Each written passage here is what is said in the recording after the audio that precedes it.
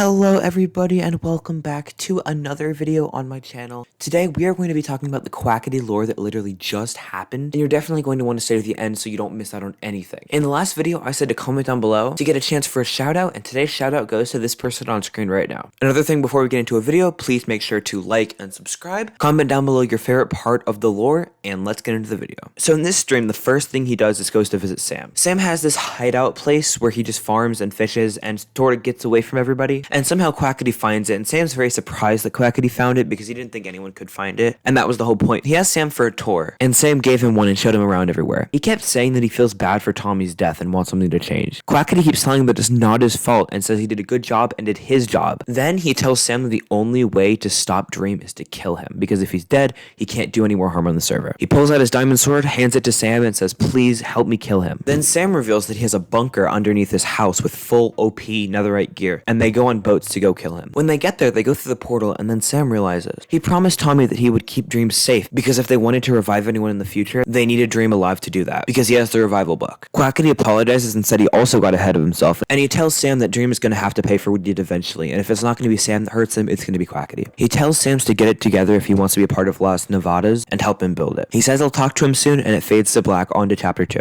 Chapter 2 begins with just a black screen saying chapter 2, and he's talking to somebody, but we don't really know who. He thanks this person for giving him a spot. We don't really know what that is at this point, and he says he'll talk to them soon. Then he says if he digs all the way down, then he can get rid of that stupid thing. He starts digging down, and he says that he hopes this is the right place and that it's not a trap. As soon as he gets down, he gets in this nether fortress looking place, and he realizes that it's not the egg. But then after a little digging, he finds the egg room and starts putting TNT everywhere. He said he's decorating the egg, and he's about to blow it up when BadBoyHalo and Puns get there. They tell him to stop exactly what he's doing. He runs back into the fortress looking room and says if Bad subs any closer, he's going to blow up the entire thing. As he's running, he makes a trail full of TNT and keeps saying that he's going to explode at any second. Bad says there's going to be a problem if he blows it up, and he can't do that. Puns tells Bad not to let Quackity do this to him. He says he's about to light it up when they corner him. He said he's within reach of being able to blow it up at any second, so they need to back off. BadBoyHalo tells Puns to leave, and he has it under control. Quackity says BadBoyHalo is useless and just a minion to the egg. He told him he misses when they were both best friends, and he wants it back, but the eggs destroyed that relationship. Then, just out of nowhere, he places the redstone torch and everything blows up. There are some cinematic shots, and we see from the outside just the egg being blown up. The egg is gone, and the entire screen goes red. We see Quackity look like he's trying to escape, and then the screen fades to black.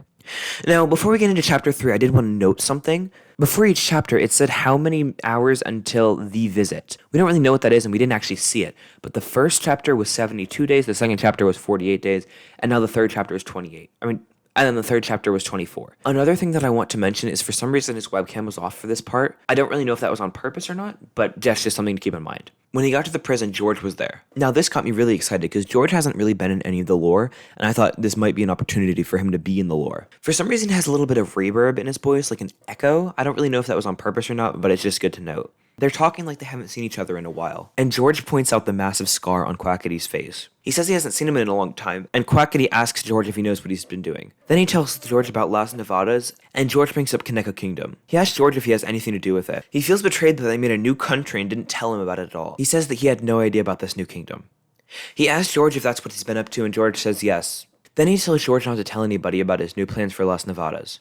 Then it fades to a sequence of showing parts of the SMP. We hear him thanking Wilbur for coming out and talking. Wilbur says he wants to see his people safe.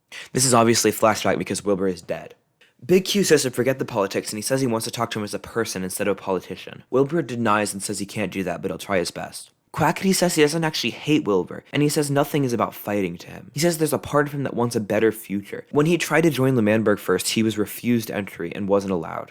Wilbur said he completely disagrees with everything Quackity said, and for the safety of their citizens, they need to not allow certain people. Quackity says that he believes everyone has a good side, and they need to trust that people will be good. But Wilbur says they need a revolution. He says nothing changes without revolution. With a revolution, people will hate you and you will lose everything, but at least something will change. Wilbur says he knows Quackity wants power, and power is gained from violence, even though Quackity is against that. He says that everyone that wants to show that they have a good side, you have to show your bad side first. And then there are several flashbacks of things that happened recently on the SMP, including the election.